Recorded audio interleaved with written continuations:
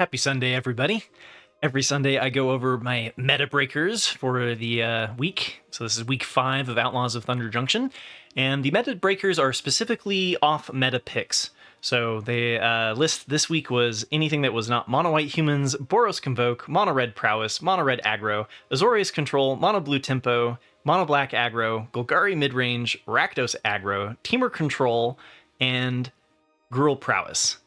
Those were the decks that I think are are pretty common. So I'd like to go off the beaten path a little bit. And we're going to start things off here with Boros Heroic. And this was a deck list by Shotek, which was 42 and 23 for 65% in Mythic.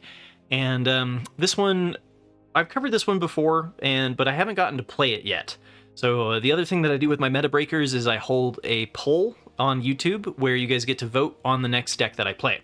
So, Boros Convoke is basically the mono-red prowess deck playing white so that we can play the Illuminator Virtuoso for the double strike and Lauren's Escape so that we are a little less susceptible to the mono-black interaction. And then we've got Homestead Courage being able to give us vigilance so that we can leave up a good blocker. And the Demonic Ruckus really helped with getting the Illuminator Virtuoso down as a 2/2 and then into a 3/3, which gets around the cut down if your opponent's tapped out, because otherwise it was kind of hard to get the Virtuoso outside of the 1/1 range. So we also got the Inspiring Vantage, which helps us with the Boros fixing as long as we're in a fast archetype. So really curious to see how this one performs on the best of one ladder. I also like to go off the beaten path a little bit more than just Boros Heroic. So the second list here is Dimir Greed by Symbols. You can look at the name. I don't know how to pronounce it. I apologize.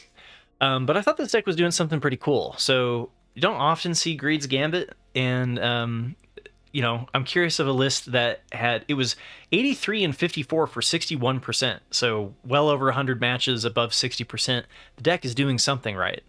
And Greed's Gambit, when it enters the battlefield, you draw 3 cards, gain 6 life, and create 3/2/1 black bats with flying. And at the beginning of your end step, you discard a card, lose 2 life, and sacrifice a creature. And then when it leaves the battlefield, you discard 3 cards, lose 6 life, and sacrifice 3 creatures. So the whole premise of this is to give it away with the Coveted Falcon. So if we give them the Greed's Gambit, after we get all of the perks, then they get all of the bad stuff. And that's really the core of the deck is centered around that. And then it's kind of got like a Dimir Control shell. So we've got Beseech Dimir to be able to search for our combo. We've got Deadly Cover-Up as a Wrath. We've got Path of Peril as a Wrath, good against the Boros Convoke strategy. We've got Impulse to dig for our cards.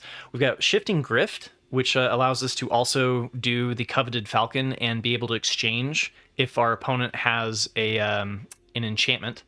Then we can swap them. Go for the Throat and Cut Down for interaction. Hopeless Nightmare for attacking our opponent's hand. Sleight of Hand, same with Impulse to kind of help us dig. And then the Insatiable Avarice is another tutor that allows us to search for a library, put that card on top, and then draw 3 cards and lose 3 life.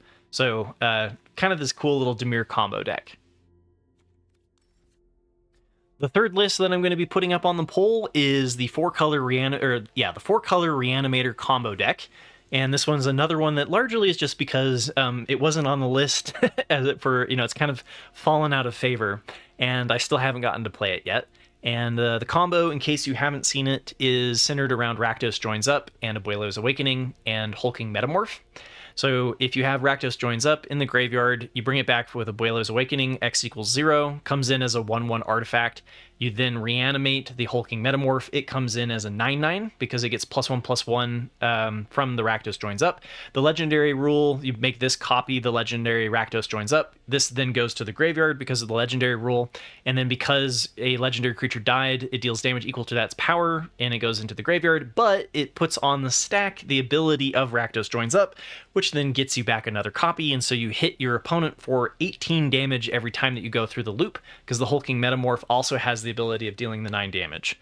So curious to see if this one is still doing well, and from what I've seen, I think it is. So it is a little weak to interaction because if they blow up the Rakdos, joins up 1/1, it stops the loop. But I've also seen some like Portal to Phyrexia builds that are doing some alternative strategies that are kind of, this one is just very straightforward, very similar to the original build. And I want to see how it plays. And then the fourth one, and there was a question about when the poll ends. And so the poll ends whenever I decide to sit down either on Monday or Tuesday or sometimes even Wednesday to start playing the 50 matches for the video that I'm going to make on Friday.